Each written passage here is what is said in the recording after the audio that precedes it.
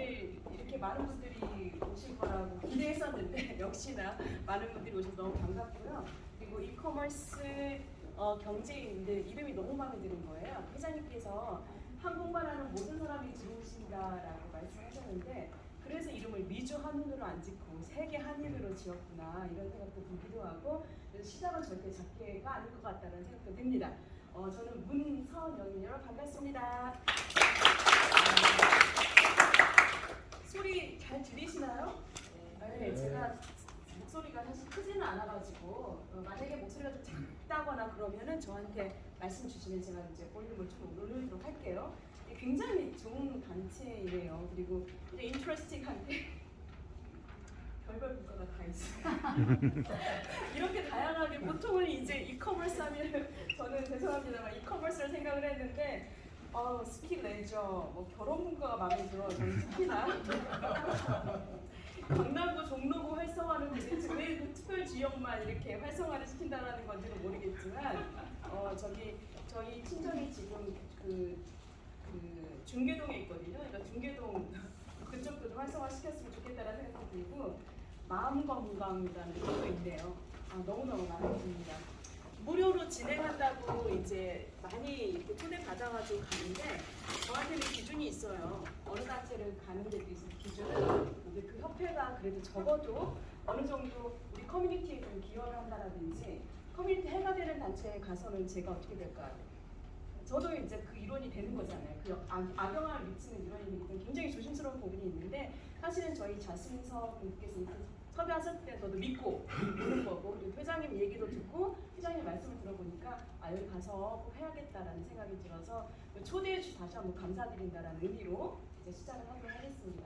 여러분들 경제는 좀 어떠신가? 여러분들의 경제 좀 나아지셨나요? 누가 아니에요? 여러분들 경제는 괜찮으세요? 저녁 식사는 맛있게 하셨어요? 네. 배는 안 고프시겠다, 그죠? 배는 한번 딱 주시고 경제는 좀 나아지고 계세요? 그 대답이 내가 안 나오는데 제가 사실은 지난주에 그 동부 그 조지아하고 그 필라델피아 그쪽 지역으로 제가 출장을 갔다 어제 밤에 왔거든요. 근데 그쪽 지역도 마찬가지더라고요. 그쪽 지역에서도 다들 고민하시는 게 정말 하반기 경제는 어떻게 될 것인가라는 그런 질문들을 굉장히 많이 받았어요. 거기는 어떤 행사였냐면 이 파이낸스 업계에서 파이낸셜 서비스를 하는 전문가들이 모이는 행사였고 트레이닝을 하는 행사였는데 이제 제가 가서 트레이닝을 좀 하게 될 기회가 있어서 갔는데 많은 분들이 손님들을 만나시면서 받는 질문이 그래서 나의 자산은 어떨까요? 라는 질문인데 그 질문에 대한 답을 열기 위해서는 지난주에 미국 경제 혹은 세계 한인 세계 경제는 어떻게 될 것인가 이런 이야기부터 시작을 해야 되지 않을까. 그래서 오늘 토픽이 정말 제가 좋아하는 토픽이기도 하고 그리고 또 제가 유튜브도 하고 있지만 라디오 서울에서 그 방송을 하고 있어 1시간짜리를요. 그래서 토요일 날 오후 3시, 일요일 날 오후 3시에도 재방송이 나가는 걸로 알고 있는데 제 유튜브 들어가시면 그런 것들을 좀 보실 수 있어요. 다 제가 올려놓거든요. 경제 소식, 정말 한 주 동안에 어떠한 경제 흐름과 그 트렌드가 무엇이었는지에 대해서 좀 아는 그런 걸 하기 때문에 저한테는 정말 제가 좋아하는 오늘 주제가 아닌가 싶습니다.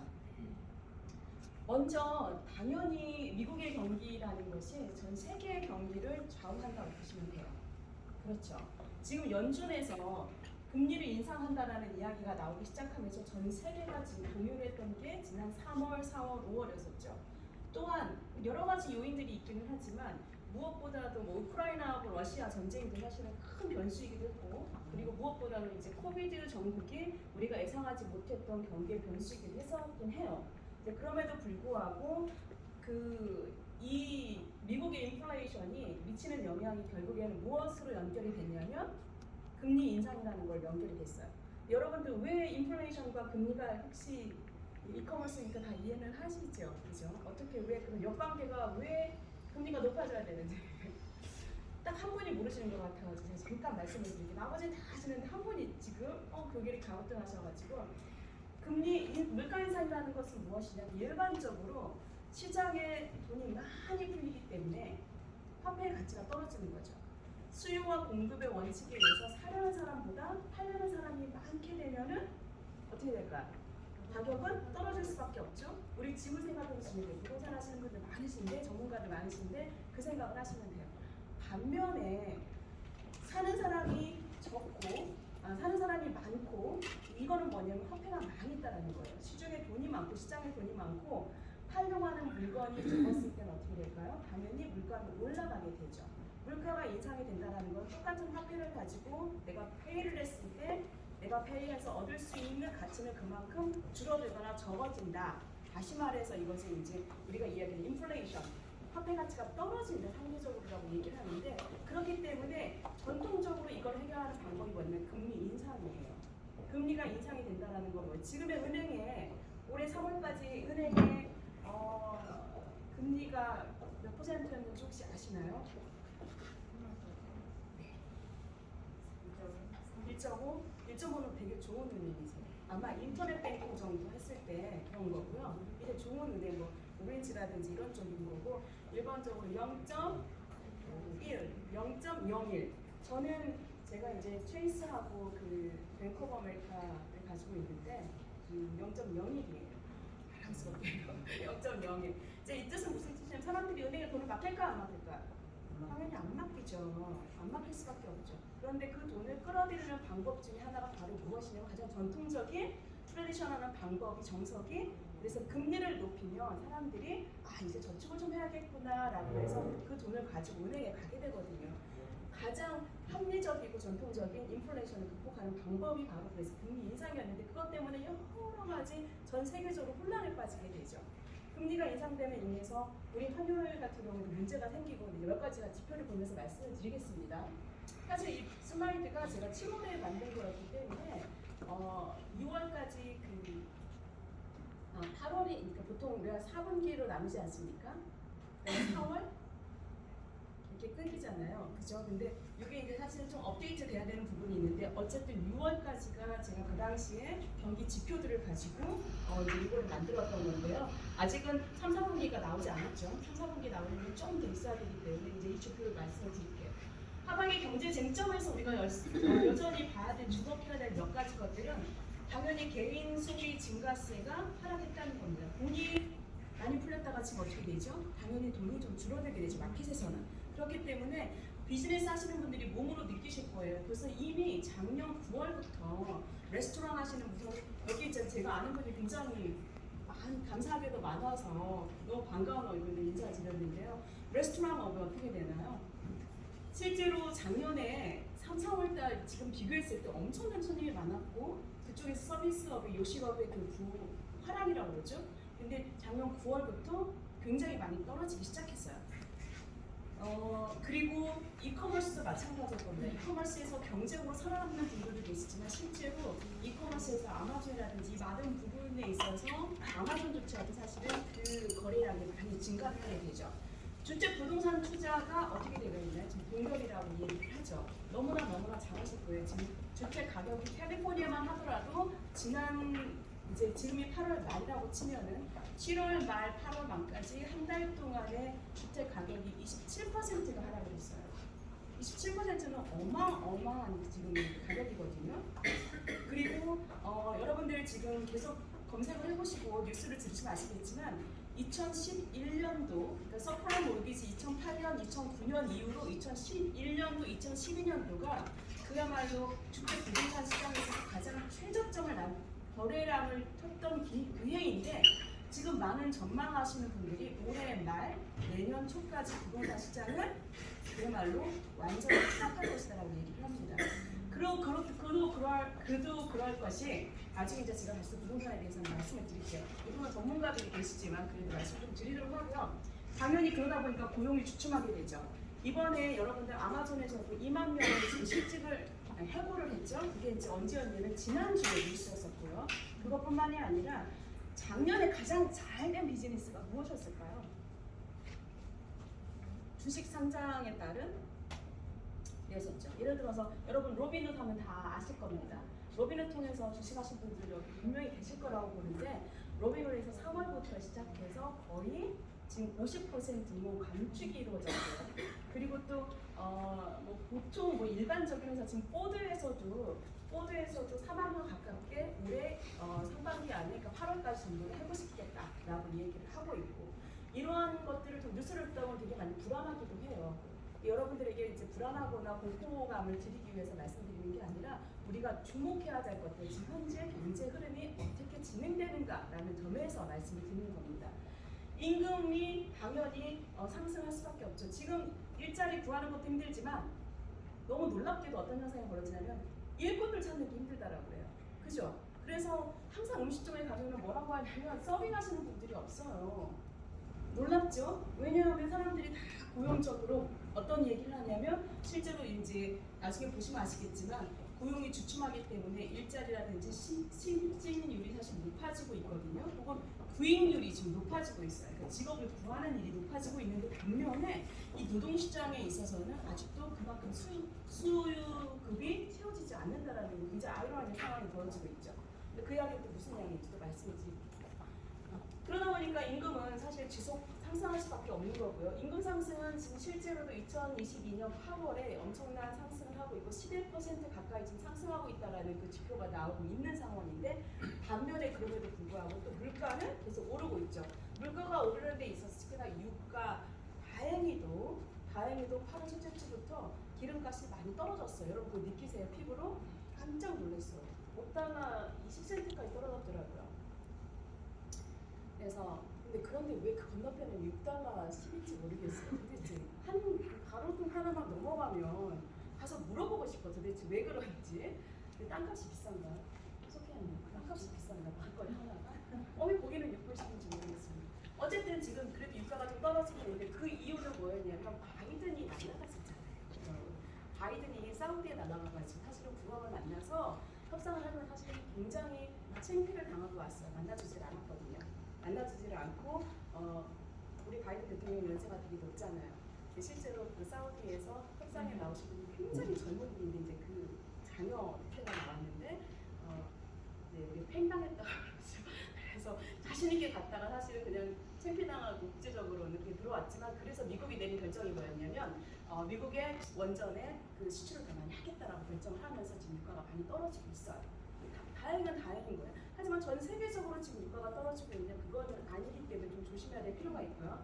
당연히 금리 인상이라는 거 말씀드렸고 글로벌 공급망 회복이 불확실하다. 지금 러시아하고 우크라이나하고 지금 몇 개월 전쟁하고 있는지 혹시 아세요? 아시는구나. 다들 막 잊어버리고 있지 않나요? 지금 전쟁하고 있나조차도 잊어버릴 정도로 진짜 이렇게 진한하게 이렇게 될 거랑 상상도 못했어요. 그죠? 당연히 러시아가 그냥 한 방에 이렇게 할 줄 알았는데 얼마나 야만적인 그런 게 이루어지고 있으니까 지금 세계 이런 전쟁을 하고 있다라는 게 그렇죠.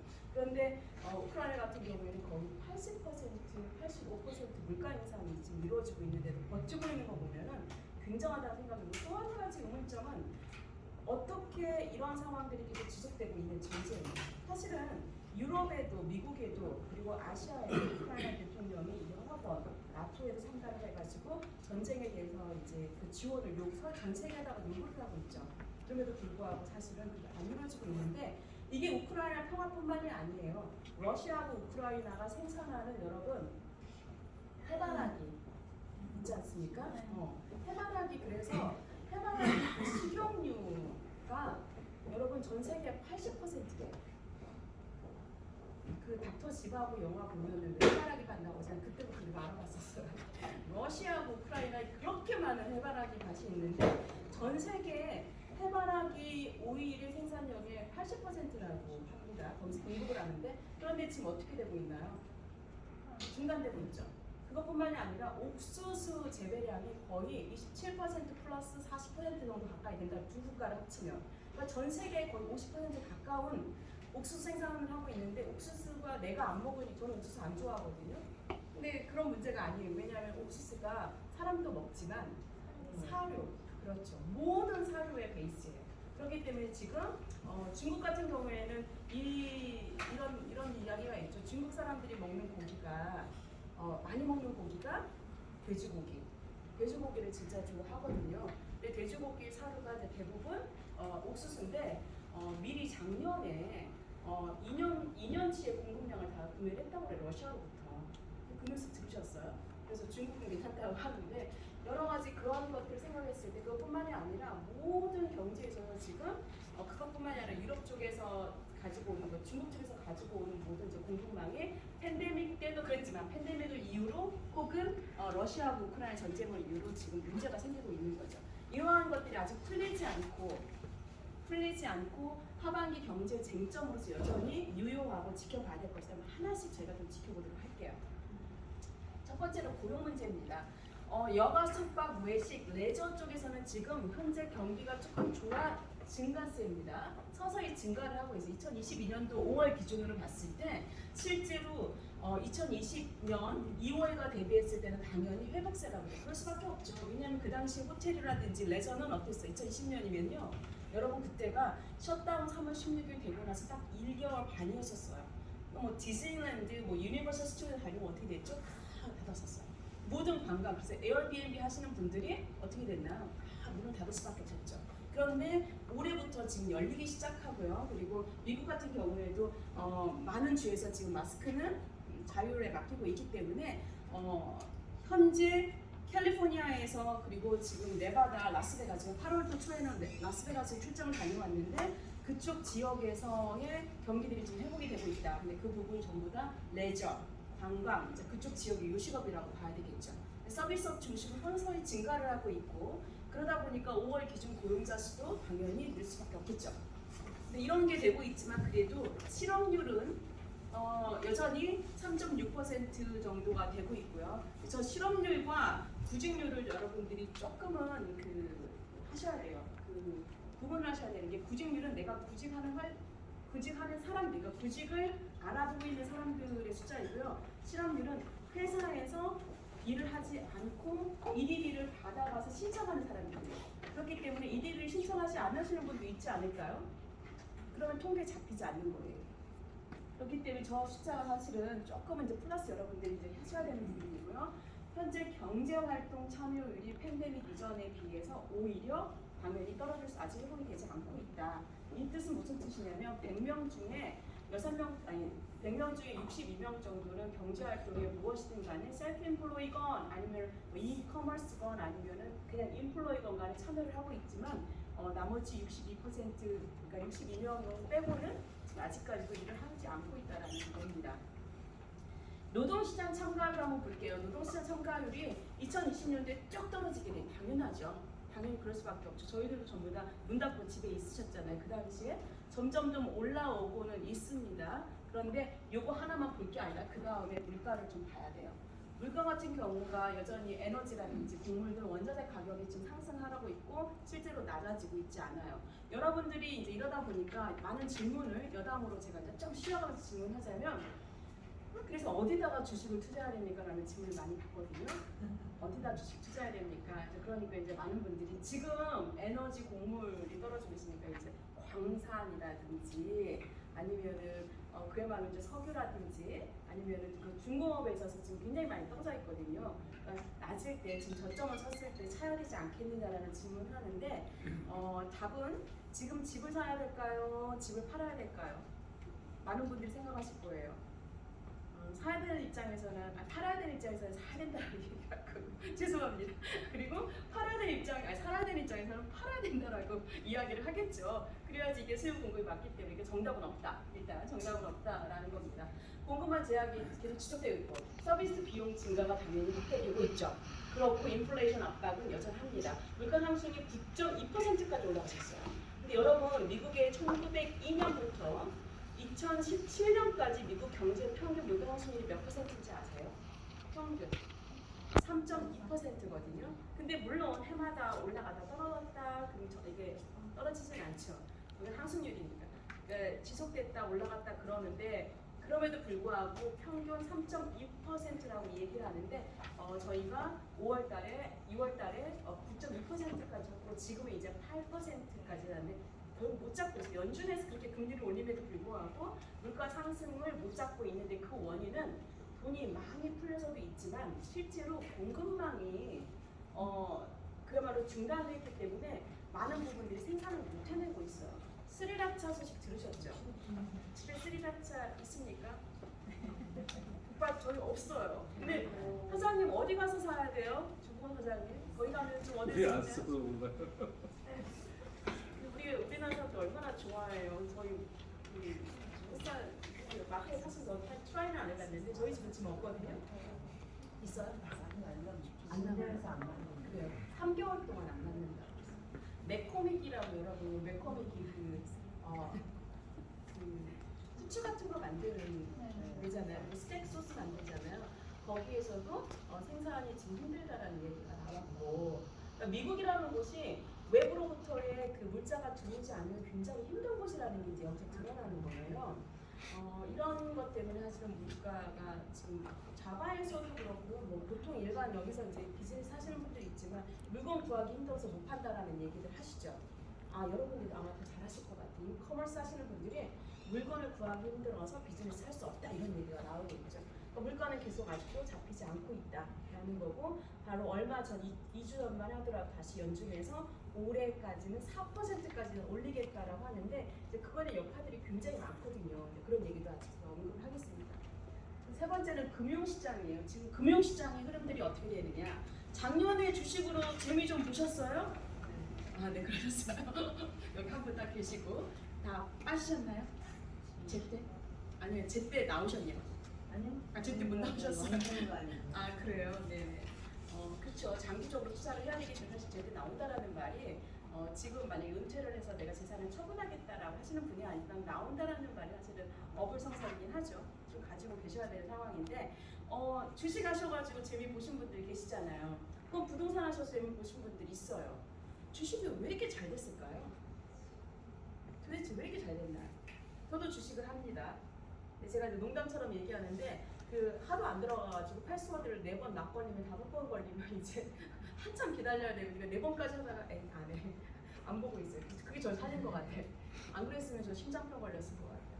또 한 4번 하다가 기억이 안 나는 거야. 패스워드가 틀렸대. 또 이제 다음번에 해야지. 그리고 이제 지나가고 그러는데 왜 이렇게 주식이 그렇게 많이 됐을까요?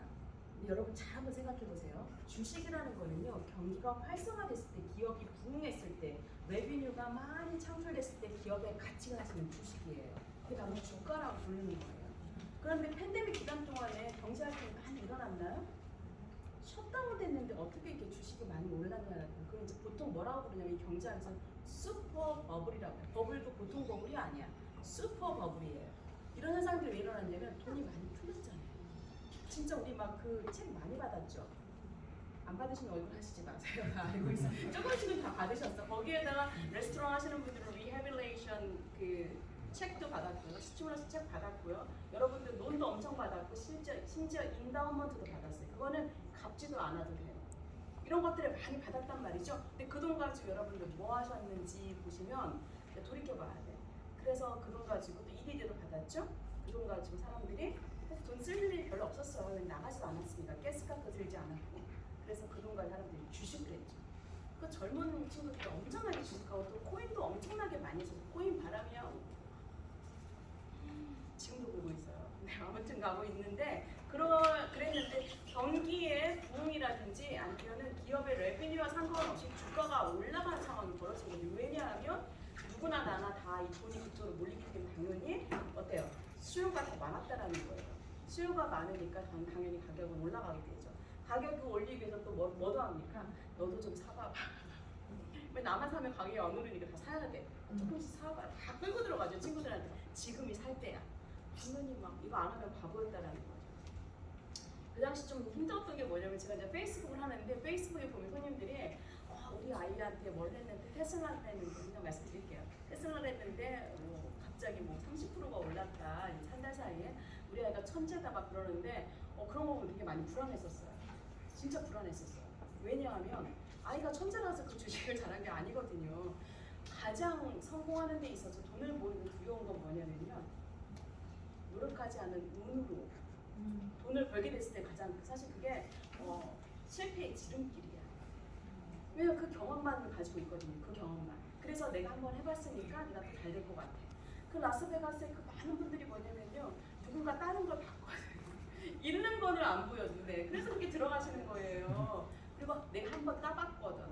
그러니까 그거를 못 잊고 계속 하시는 거거든요. 그래서 노력 없는 이 레이트 오브 리턴이라는 것은 정말 그게 위험한 거죠. 그런데 그렇게 했기 때문에 금융시장이 그렇게 미치도록 올랐고 슈퍼 버블이라고 불렸고 지금 어떻게 됐나요? 그야말로 평판에서 떨어졌죠. 지금 47%까지 떨어졌어요. 앞으로 20%가 더 떨어진다는 게 제가 말씀드리는 게 아니라 골드만삭스에서 그리고 블룸버그에서 주식시장을 정말 잘 가꾸어서 끌고 가야 되는데 이 불마켓을 인정할 수밖에 없는 상황까지 폰에 몰린 사람들이 이야기하고 있는 게 하반기에 엑스트라 20%가 더 떨어질 거다라는 거예요. 제가 이번 지난주 토요일날 그 라디오 방송에서도 여러분 유튜브 들어가시면 보실 수 있습니다. 근데 거기에서도 이제 민주식 이야기를 했었어요. 그 Bad, Back and Beyond라고요. 지난 2주에 엄청나게 올랐었어요. 이유 없이. 그리고 나서 지난주에 훅 떨어졌죠. 이럴 때 죄송하지만 상황적으로는 자살도 많이 일어나요. 자살률이 높아져요. 굉장히 무서운 일이에요. 이제 이런 것들은 정말 투기라고 보셔야 돼요. 그러다 보니까 금융시장의 스트레스가 그걸 뭐라고 하면 금융 스트레스라고 불러요 저희가. 파이낸스 스트레스라고 부르는데 그 스트레스가 리스크가 높고 리스크가 높다라는 말은 잘 되면 좋지만 잘 못 되면 어떻게 돼요? 큰일 나는 거거든요. 요 바로 그 스트레스 지수가 높다라고 이제 얘기를 하고 그렇기 때문에 사람들이 이제 어떻게 되냐면 안전 자산을 선호하는 정말 돈을 가지신 분들 정말 내가 투자를 해보신 분들은 지금 투자에 그렇게 꽂히지 않아요. 이럴 때일수록 안전자산으로 돈을 마련을 해놓게 되죠. 그래서 은행으로 돈이 들어가는 게 많고요. 혹은 주식 속에서도 주식의 이자를 받을 수 있지만 떨어지지 않는 안전자산을 마련해 놓는 데서 그 부분에 대해서 이제 두 번째 주제이긴 걸 말씀을 드릴게요. 부동산 시장 어떻게 되느냐? 부동산 시장 정말 답답해요. 너무너무 답답해요. 그렇게 부동산에서 그 뭐라 그럴까요? 그 팬데믹 기간 동안에 집값이 오르는 게 정상이었어요. 소피언니 정상 아니었다고 하네요. 그죠? 레이첼 정상이었어요? 정상이 아니었죠. 그죠? 너무나 놀랍지 않았어요? 진짜 놀라운 일이었었어요. 주식만큼이나 놀라운 게 이 집값이 그렇게 오르는 거였었어요. 근데 집값이 올랐던 이유 중에 하나가 금리가 정말 낮았잖아요. 이자율이 엄청나게 낮았었고요. 그죠? 그리고 또 한 가지는 뭐냐면 줌을 통해서 사람들이 줌 같은 걸 통해 재택근무를 하게 됐단 말이죠. 팬데믹 기간 동안에. 그러니까 1인 가구들이 집을 사서 다른 주로 많이 이사 갔어요. 혹시 주변에서 팬데믹 기간 동안 이사 가신 분들 있으세요? 자영업 하신 분들은 별로 없어요. 그런데 W2를 받는 직장인들은 제가 아는 손님들도 되게 많이 이사 가고 조지아주로 이사 가신 분도 있고요. 그리고 이제 집에서 할 수 있고 아마존에서도 이제서야 그 오프라인으로 직장에 나와서 근무를 하지 그동안 2년 반 동안 전부 다 온라인을 해서 온라인을 더 선호하는 이유가 있어요. 온라인으로 근무를 재택근무를 하면서 임금을 안 올릴 수가 있어요. 회사 입장에서는. 왜냐하면 가스값도 안 들고 편안하니까. 그래서 임금 동결을 하려고 회사들이 선호하는 게 지금 여전히 재택근무고요. 그리고 또 재택근무의 결과를 통해서 연구를 해봤더니 근무 조건이나 능률이 떨어지지 않더라라는 결과가 나온 거예요. 또 집에서 일했을 때 되게 좋았었는데 밥도 더 많이 먹을 수 있었고 동네 한 바퀴씩 돌면서 운동도 할 수 있는 시간도 되게 많더라고요.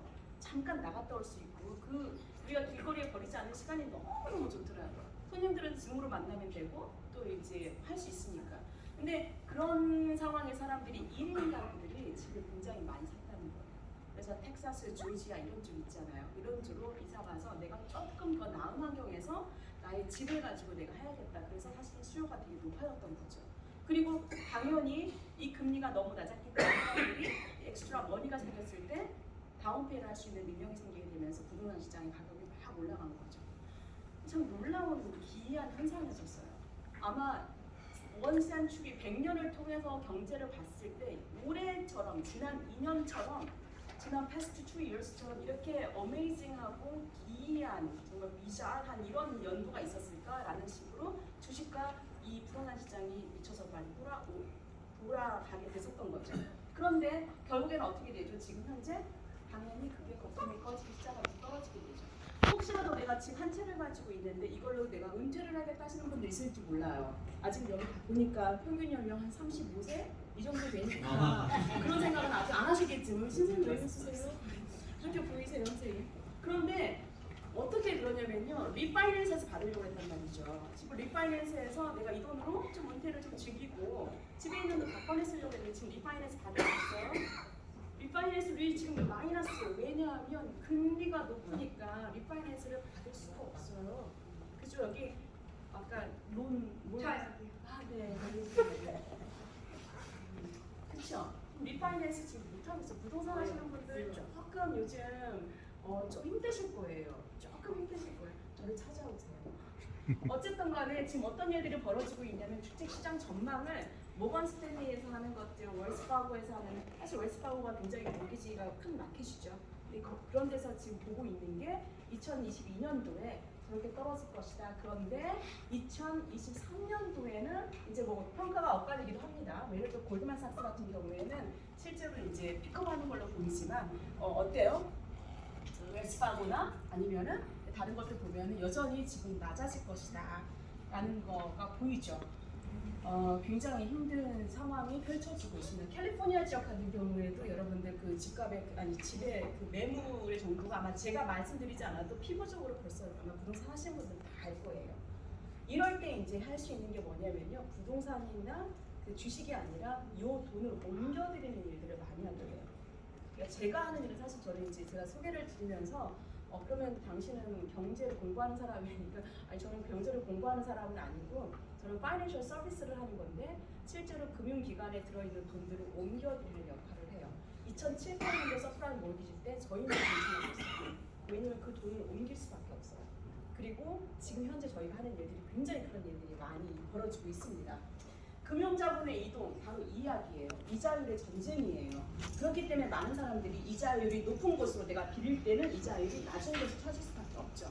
그럼에도 불구하고 은행에서 주는 이자가 아직까지는 0.01%, 자랑스럽게 웰스파고 0.01%. 그런데 여러 가지 잠재자들이 있어요. 뭐 예를 들어서 싱크론이 여러분들 많이 활용하실 텐데 3.25%, 3.2%인데 저 정도가 되면요 인플레이션에 미치지를 못해요. 실제로 저 말은 무슨 말이냐면 내가 10년을 복리로 돈을 넣어놓은 금융시장에서 10년이 지나게 되더라도 내 돈은 물가 상승률을 그냥 따라잡은 것이기 뿐이기 때문에 전문 용어로 또이또이라고 하죠.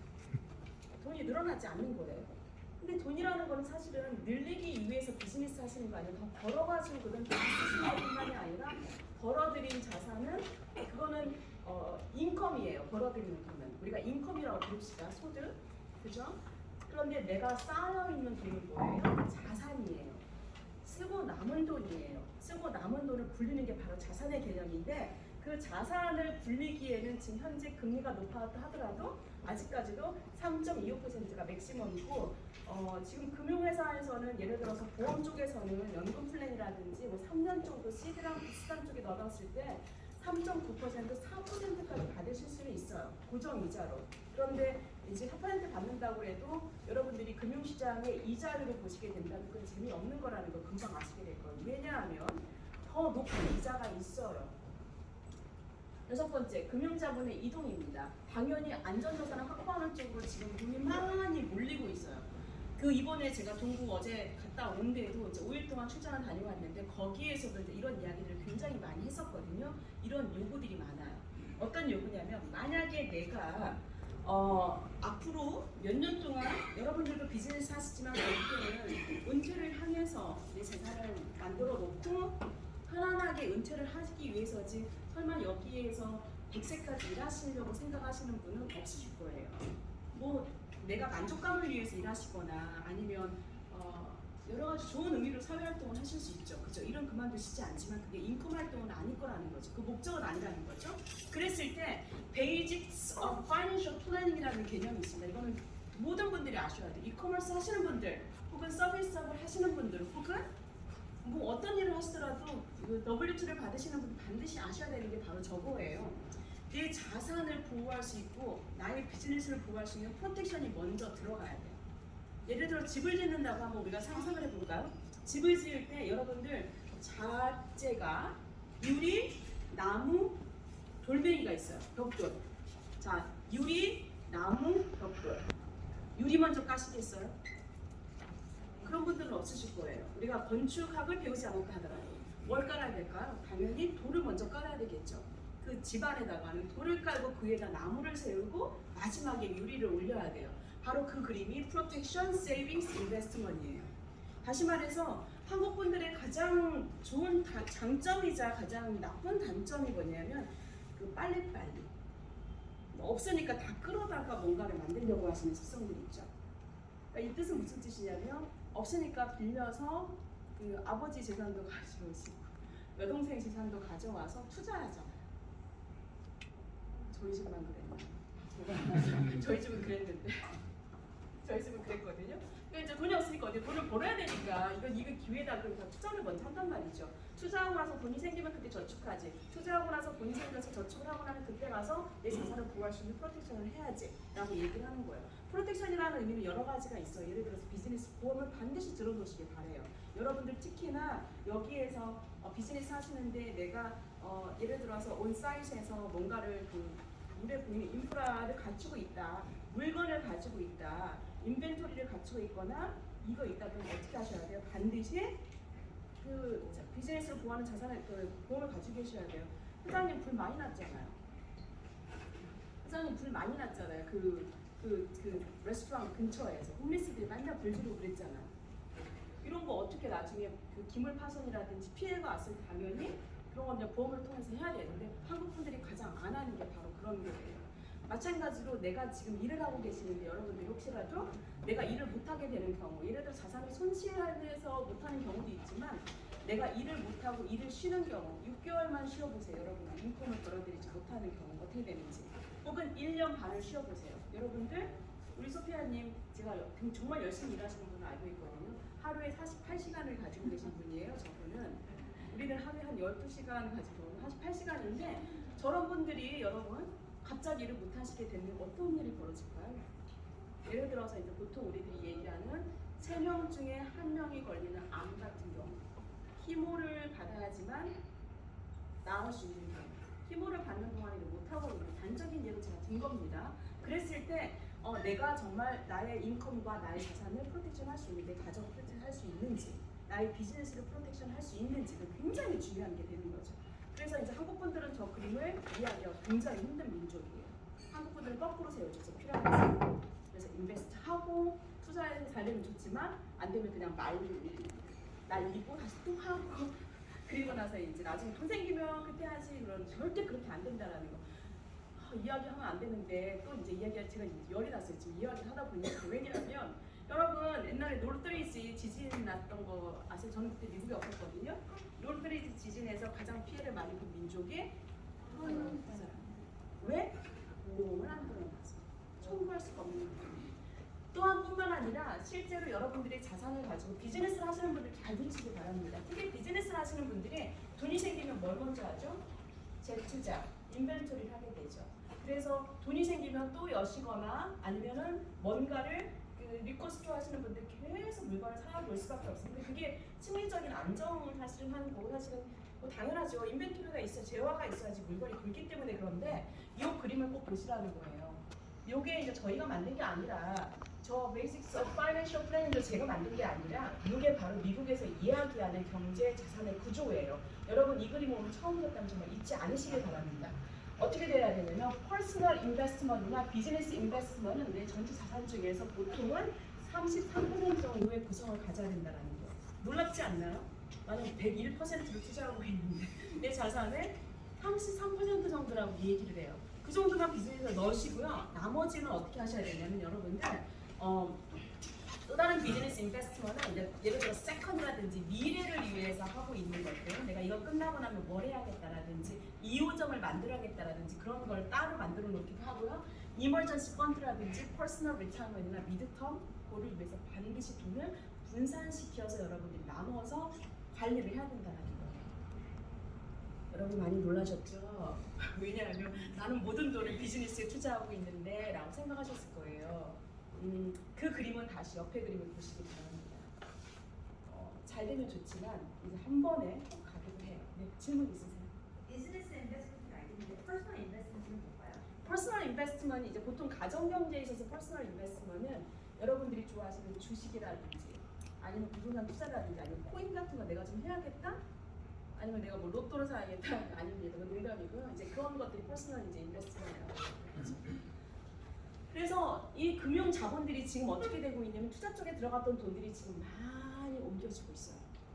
지금 돈들이 막 이동을 하고 있어요. 여러분들은 잘 안 보이시겠지만 저희는 매일매일 겪는 거예요. 손님들로부터 들어오는 질문이 지금 내가 이 집에서 언제 팔아서 혹은 내가 이 지금 무엇인가를 이 돈이 거기에 들어있는데 이걸 어떻게 옮길 것인가, 은행에 있는 돈을 어떻게 옮길 것인가, 혹은 내가 가지고 있는 투자 쪽에 있는 돈 어떻게 옮길 것인가. 은퇴 플랜 가지고 계신 분들, 여기는 지금 비즈니스 하시는 분들이기 때문에 그렇지 않겠지만 펜션 플랜이라든지 401k 같은 거 가지고 계신 분들 지금 그걸 어떻게 내가 옮겨야 될 것인가. 비즈니스 하시기 때문에 IRA 어카운트 가지고 계실 수 있어요. IRA라는 거는 개인 은퇴 플랜이거든요. 이러한 것들 지금 돈이 막 떨어지고 있거든요. 그 주식 때문에 나 그돈 어떻게 해야 되냐라는 질문이 오게 돼요. 이제 저희들이 그걸 다 도와드리는 그 채널이 바로 저희가 사실 하는 일이죠. 이런 일 되게 재밌어요. 많은 사람들을 구할 수 있어요. 네. 미텀 같은 경우에는 이제 개인 자산을 쪽에서 말씀을 드리자면, 예를 들어서 우리 아이 대학을 보내는데 학자금을 준비한다라든지, 아니면 내가 집을 이제 신혼부부가 한 7년 있다가 집을 사야겠다 그러면 우리들은 돈이 생겨야지 집을 산다고 생각을 해요. 근데 어떻게 해야 돼? 사실은 파이낸셜 골이라고 합니다. 집을 사는 걸 파이낸셜 골 설정을 하게 되면, 그러면 7년 동안에 내가 다운페이는 어디다 할 거면 집은 어디다가 구할 것이며 얼마만큼의 버짓의 집을 살 것인가를 사실은 만들어 놓고 이때부터 천천히 준비해 가는 거예요. 고를 상담해놓고 그거에 대한 세이빙스를 말씀. 그렇죠. 그리고 또 그것뿐만이 아니라 내가 지금은 직장을 다니고 있지만 내가 누군가를 파트너하고 같이 준비를 해서 5년 이내에 내가 비즈니스 하나를 오픈을 하겠다 라고 한다면 그 비즈니스 오픈하는 데 있어서 들어가는 모든 것들을 만들어내기 위해서 자산이 반드시 필요하죠. 투자를 해야 되기 때문에 이제 그런 부분을 이제 준비를 하는 게 바로 저 정도의 돈이 필요하고, 결혼도 돼. 재혼. 내가 결혼 부과장님 재혼을 해야겠다 그러면 재혼을 그냥 하면 안 돼요. 재혼을 하기 위해서 어떻게 하셔야 돼? 결혼할 때 어떻게 하셔야 돼? 돈을 모아야 돼요. 계획을 짜야 되는 거예요. 원래 이제 그래야 된다라는 거죠. 그래서 금융자본이 지금 굉장히 많이 이동하고 저희들이 그런 일들을 도와드리고 있는데 요즘 일이 많고요. 임시로 달립니다.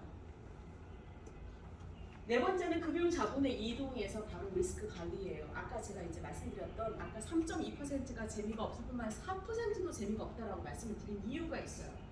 여러분들 어쨌든 간에 내가 돈을 어딘가에 투자를 해가지고 내 자산을 좀 관리를 해야겠다라고 한다면 여러 가지 지금 인플레이션도 생각했고요, 고용도 생각했고요, 그리고 지금 현재 여러분들이 보셨던 여러 가지 그 불안한 그 경제 지표들, 부동산도 받고 다 이런 경제 지표를 통틀어 봤을 때 결국에는 뭐가 가장 큰 적이냐면 리스크예요. 혹시 내가 이룰 수 있나? 혹시 내가 망하면 어떻게 될까라는 거예요. 근데 그 리스크를 아예 지지 않으시는 분들은 돈을 불릴 수가 없고요. 그렇다고 리스크에다가 모든 것을 다 거시는 분들은 대박 아니면 쪽박이 되는 거예요. 그런데 이런 것들은 정말 한인분들이 굉장히 모르세요. 오늘 여러분들 진짜 너무 럭키하신 건데 이 그림을 한번 볼게요. 이 그림이 이게 지금 그 인덱스 컨셉이라고 그래서 이 오렌지 컬러가 보이고요. 그 다음에 이 검은색이 보이고 그다음 하늘색이 보이거든요. 저기 이자율이에요, 여러분. 이게 무엇인지 혹시 이해되세요? 아주 쉬워요. 제가 이거를 7살 때 우리 아이가 제가 실험을 해봤어. 아이가 7살짜리가 이해를 했어요. 이거 굉장히 쉬운 거예요. 자, 무엇이냐면 보통 고정이자라는 게 있어요. 내가 어딘가에 돈을 투자했을 때, 저축을 했을 때 고정이자. 그 고정이자는 변동이 없이 그냥 쭉 내가 매해 그 이자를 받는 거예요. 그게 바로 검정선이겠죠. 그냥 매해 똑같은 이자를 받는 거예요. 그리고 저 하늘 색깔이 뭐냐면 변동이자예요. 변동이자가 주식시장이나 부동산이나 코인마켓에 들어가는 돈이라고 보시면 돼요. 혹은 제가 모르는 다른 게 있을 수도 있습니다. 이 변동이자가 바로 우리가 이야기하는 투자예요. 투자. 그렇기 때문에 돈이 어떻게 돼요? 올라가기도 하지만 떨어지기도 하죠. 올해 같은 경우에 작년에 재작년에 엄청 올라갔다가 지금 올해 떨어지는 거예요. 이런 게 있고요. 이 모든 이자들은 다 복리로 받습니다. 혹시 복리가 무엇인지 궁금하시거나 내가 복리를 어떻게 적용할까 하시면 그 문선영의 머니토크라는 그 유튜브에 들어가시면 잘 나와 있어요. 잘 보시면 돼요. 그런데 저렇게 하늘색으로 올라갔다 떨어졌다 하는데 저 주황색을 한번 보자고. 오렌지 컬러 되게 인트레스팅하죠. 저게 무엇이냐면 고정이자보다 더 높은 이자를 주는데 주식에 따라서 이자를 받는 거예요. 어떻게 주식에 따라서 이자를 받냐면 주식이 떨어지는 해에 예를 들어서 여기가 2000년, 2001년, 2002년, 2003년인데 이 당시에 주식이 이때가 바로 언제였냐면 버블닷컴 시대였죠. 버블닷컴으로 이제 주식이 떨어졌을 때 어떤 일이 벌어지냐면 떨어지는 주식에는 그냥 이자를 받지 않아요. 내 돈을 10만 불을 집어넣었을 때 10만 불이 3년 동안 계속 유지가 됩니다. 그런데 주식이 올라가기 시작하는 이제 경기가 회복이 돼서 2002년부터 2007년까지 7년에 떨어지기 시작하죠. 그때 진짜 많은 분들이 상처 많이 받으셨어요. 그때까지는 어때? 나도 오르는 이자를 받을 수가 있어요. 나도 주식의 이자를 받는 거예요. 그럼 좋지 않나요? 주식의 이자를 그때 받아요. 그리고 나서 다시 떨어지기 시작할 때 어때요? 내 돈은 고정이 되죠? 그리고 다시 올라갈 때 다시 내 돈이 올라가는 거예요. 그러니까 주식 이자를 받는 거야. 주식 이자를 받는데 어떻게 받느냐? 올라갈 때는 나도 올라간 이자를 받고 떨어질 때는 안 떨어지는 이자를 받는 게 여러분 세상에 있다라고 아셨어요? 있어요. 다만 여기에는 캐치가 또 있어. 이런데 올라갈 때 다 올라가는 걸 찾는 거는 되게 힘들어요. 근데 저는 알아요. 가지고 있어요. 다 올라가는 거. 올라갈 때 탭이라고 그러는데 보통은 일반적으로 인덱스자라는 게 올라갈 때 그냥 12%까지만 줄게요 라는 거예요. 아무리 올라도 다는 안 줄게. 왜냐면 내가 마이너스를 막았으니까. 그래서 미안하지만 오를 때는 그냥 12가 맥시멈으로 주고요. 그 캡이라고 합니다. 그리고 나서 떨어질 때는 그냥 0을 줄게 라는 약속을 하는 게 있어요. 그런데 요즘 3년 전에 나온 이자 중에서 오를 때 다 오르는 이자가 있어요. 지금 잠깐만 여기 이런 눈빛이면 안 돼. 지금 놀라셨어야 돼요. 오 하셨어야 되는데 저기 회장님 나오셔서 구호 한번 외쳐주세요. 이게 놀라셔야 되는 상황이. 오를 때 오르는데 떨어질 때 안 떨어진다라는 거죠. 예를 들어서 심지어 그거를 3년 전에 나온 그 이자를 받지 않는다 하더라도 여러분들 이런 이자 오렌지 컬러로 떨어질 때는 안 떨어지지만 오를 때는 12%까지만 받는다면 어떤 결과가 나오나 볼까요? 예를 들어서 여러분 주식을 안 하셔도 된다는 얘기예요. 이거는 주식의 이자인데 S&P 500가 우리가 다 알고 있는 가장 일반적인 500대 기업의 주식이죠. 그리고 이제 골드를 좋아하시는 분들이 있어요. 그럼 골드라는 그 골드의 지수를 바꿨다 하시는 분들이 계시고 골드 시장으로 들어가는 거죠. 다우존스 리얼 에스테이트 있어요. 오늘 부동산 오신 분들이 이제 깜짝 놀라실 거예요. 그리고 바클레이라고 이제 영국의 그 주식입니다. 유럽의 최고의 주식이 전 세계 주식이죠. 예를 들어서 이 네 가지를 분석을 해보면요, 이거 재밌어요. 이 당시 S&P 500가 마이너스 19.74%였어요. 그죠? 그랬을 경우에 0.25를 주는 거예요. 그리고 그 다음에 17%인데 미안하지만 딱 10일까지만 줘요. 아까 11월 주겠다 약속을 했기 때문에.